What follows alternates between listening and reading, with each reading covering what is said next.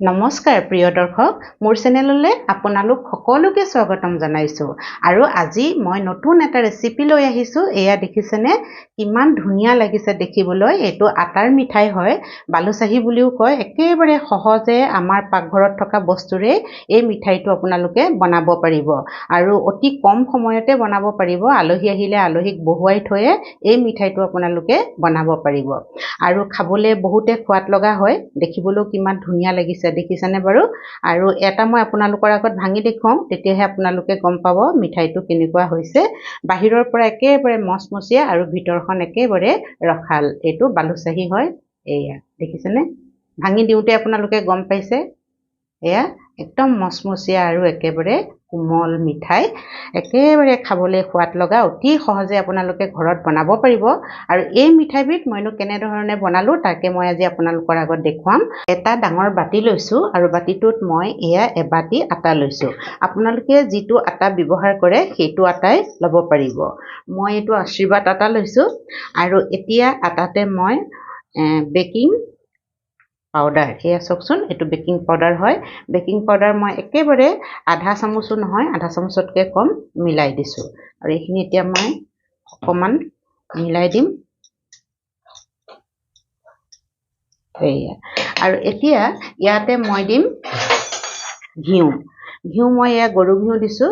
এয়া দেখিছেনে, এচামুচ আৰু দুচামুচ আৰু অকণমান দি দিছোঁ। আপোনালোকে ঘিউৰ ঠাইত ৰিফাইন তেলো ব্যৱহাৰ কৰিব পাৰে, খালি মিঠাতেল ব্যৱহাৰ কৰিব নালাগে বাৰু। ৰিফাইন তেল নতুবা ঘিউ ব্যৱহাৰ কৰিব। ঘি ব্যৱহাৰ কৰিলে অকণমান সোৱাদটো ভাল আহে, সেইকাৰণে ঘি ব্যৱহাৰ কৰিলে ভাল। আৰু এইখিনি মই বহুত ধুনীয়াকৈ হাতেৰে মোহাৰি লওঁ। আটা আৰু ঘিখিনি বহুত ভালদৰে মোহাৰি ল'ব লাগিব, যাতে ঘি আৰু আটা বহুত ভালদৰে মিলি যায়। তেতিয়াহে আমাৰ মিঠাইটো খাবলৈ খুব সোৱাদ লগা হ'ব আৰু কোমল হ'ব। এয়া মই খুব ভালদৰে মোহাৰি আটা আৰু ঘি লৈ ল'লোঁ। আৰু এতিয়া মই এনেকৈ এটা মুঠি মাৰি চাম। দেখিছেনে, মুঠিটো ধুনীয়াকৈ হৈছে আৰু মুঠিটো আমাৰ ভাঙি যোৱা নাই। আমি গম পালোঁ যে আমাৰ ঘি আৰু আটাৰ পৰিমাণ ধুনীয়াকৈ হৈছে। আৰু এনেকৈ যদি লওঁতে মুঠিটো যদি ভালকৈ নহয়, তেতিয়া অকণমান ঘি মিলাই দিব আপোনালোকে, নতুবা ৰিফাইন তেল ব্যৱহাৰ কৰিলে ৰিফাইন তেল মিলাই দিব।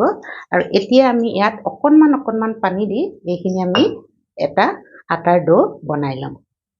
আৰু পানী দিওঁতে সাৱধানে পানী দিব লাগিব, যাতে বেছি পানী নহয়, বেছি কোমল নহয় আটাৰ ডোটো। এয়া দেখিছেনে, মোৰ আটাৰ ডোটো তৈয়াৰ হৈ গ'ল। আৰু আটাৰ ডোটো আপোনালোকক দেখুৱাইছোঁ। দেখিছেনে, মই খুব মিহিকৈ আটাখিনি মঠা নাই, মানে আটাখিনি যাতে একগোট হয়, এটা ডাঙৰ লাডু হয়, তেনেধৰণে মই আটাখিনি মঠি ল'লোঁ। আৰু এয়া আপোনালোকক দেখুৱাইছোঁ, এনেদৰে মঠিব লাগিব। আৰু একেবাৰে কোমল হ'ব নালাগে, বহুত বেছি টাইটো হ'ব নালাগে। আমি যেনেদৰে ৰুটি বনাওঁ তাতকৈ অকণমান টাইটে হৈছে বাৰু, কাৰণ এয়া আপোনালোকে দেখোঁতেই গম পাইছে আটাখিনি। আৰু এতিয়া এই আটাখিনি মই বাতিটোত থৈ দিলোঁ আৰু এখন প্লেটেৰে ঢাকি থ'ম। আৰু এতিয়া আমি চেনিৰ পানীখিনি বনাই লওঁ। গেছত মই কেৰাহী এখন পাতি দিলোঁ। আৰু আমি যিটো বাতিৰে আটা লৈছিলোঁ সেই একেটা বাতিয়ে হয়, সেয়া একেটা বাতিৰে মই এয়া চেনি লৈছোঁ। একেবাৰে ওপৰলৈকে চেনি লোৱা নাই, এয়া দেখিছেনে। আৰু সেই বাতিটোতে আমি পানী ল'ম। চেনি এবাতি লৈছোঁ আৰু পানী ল'ম এয়া আধা বাতি পানী আমি ইয়াতে দি দিলোঁ। আৰু এতিয়া মই গেছটো জ্বলাই দিম আৰু চেনিখিনি মই লৰাই থাকিম।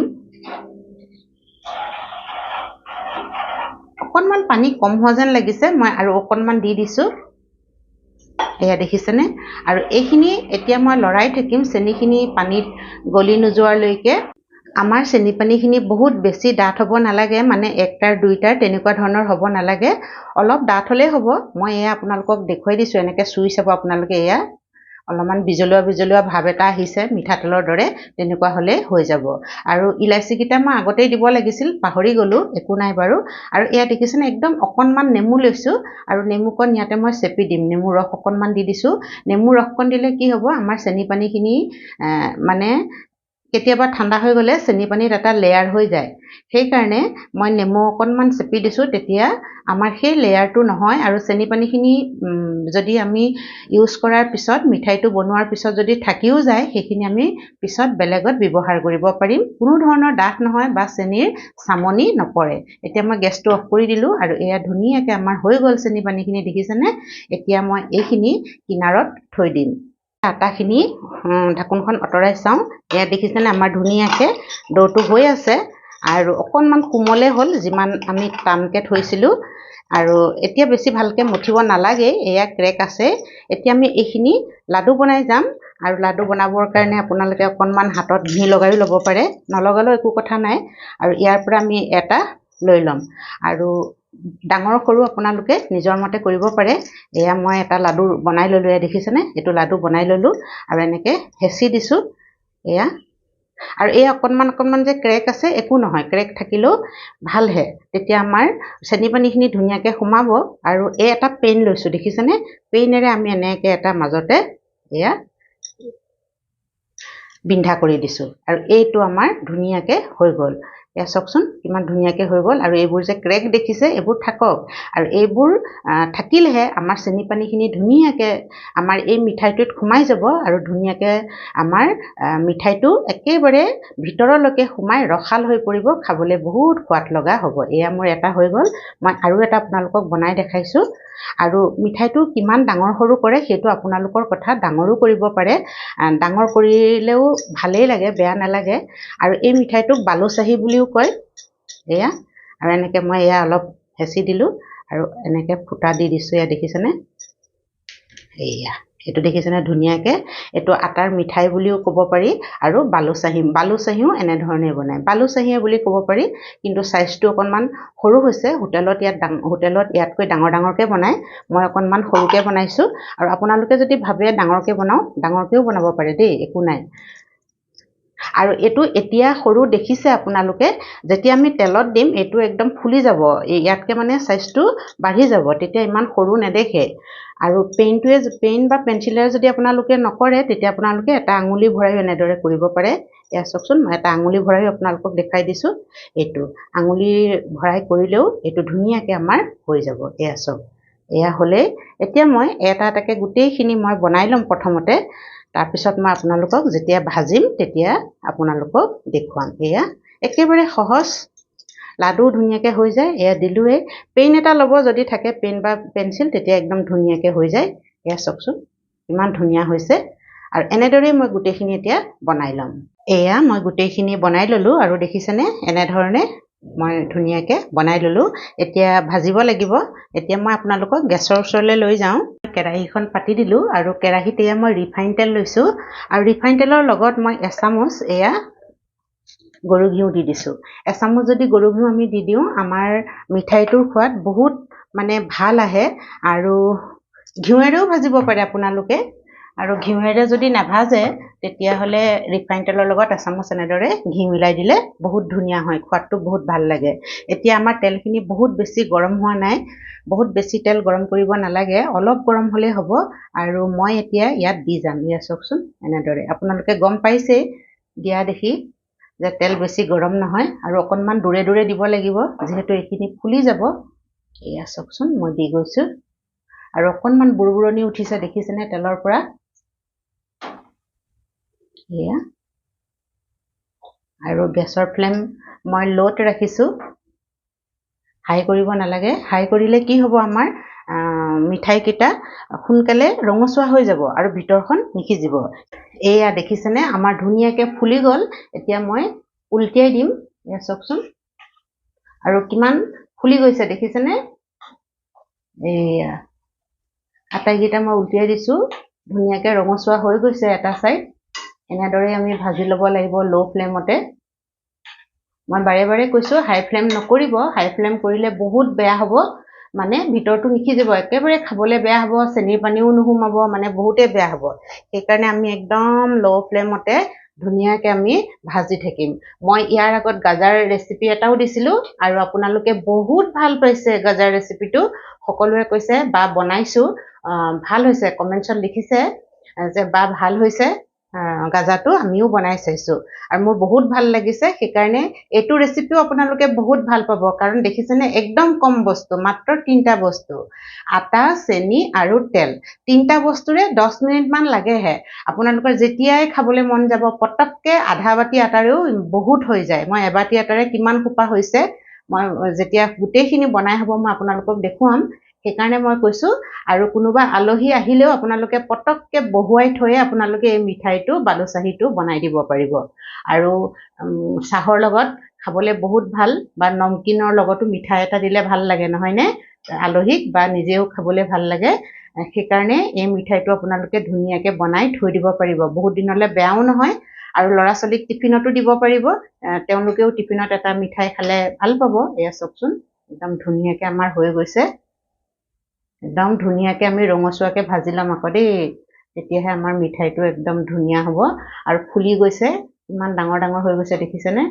এয়া উলট পালট কৰি মই ধুনীয়াকৈ ভাজি ল'ম। আমাৰ এয়া মিঠাইটো হৈয়ে গৈছে, বালুচাহীটো মানে ভজা হৈয়ে গৈছে দেখিছেনে, ধুনীয়াকৈ ৰঙচুৱা কালাৰ আহিছে।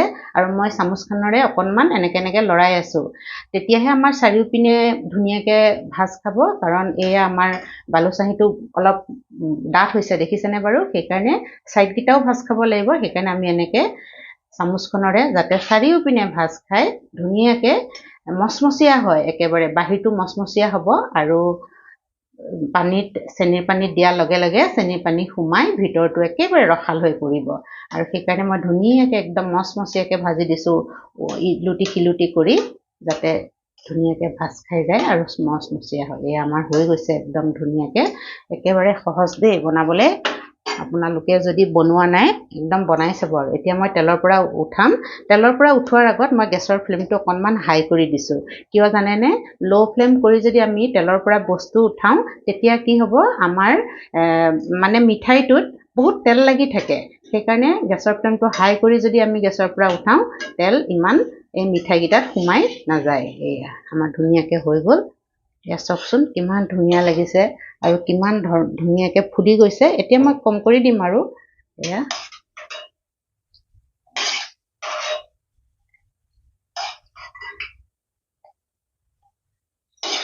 অকণমান নিগৰিও যাব তেলটো ধুনীয়াকৈ। দেখিছেনে তেলো নিগৰি গৈছে। এনেকৈ অকণমান দেৰি লৰাই দিম আমি, যাতে তেলটো ধুনীয়াকৈ নিগৰি যায়। আৰু কিমান ধুনীয়াকৈ আমাৰ বালুচাহীকেইটা ফুলি গ'ল, চাইজটো ডাঙৰ হৈ গ'ল দেখিলেনে। এতিয়া আমি এইখিনি চেনিৰ পানী দিব লাগিব। চাওকচোন মই এবাতি আটাৰে কিমান ধুনীয়াকৈ এয়া বালুচাহী বনাই দিলোঁ। ইমান সোপা বালুচাহী হৈ গ'ল। আৰু এইখিনি বেয়া নহয়, বহুত দিনলৈ থৈ দিব পাৰি। মানে আপোনালোকে ফ্ৰিজত থ'ব লাগিব, বহুত দিনলৈ থ'লে বহুত দিনলৈ নাথাকে। ইমান খাবলৈ ভাল, চাহৰ লগত এটা খোৱাৰ পিছত আৰু এটা খাওঁ খাওঁ যেনহে লাগে। মোৰ কিন্তু তেনেকুৱা হয় দেই, মই মিঠা খাই ভাল পাওঁ। আৰু আপোনালোকেও এনেদৰে বনাব পাৰিব, আটাৰ বস্তু হয়, হেল্থি হয়।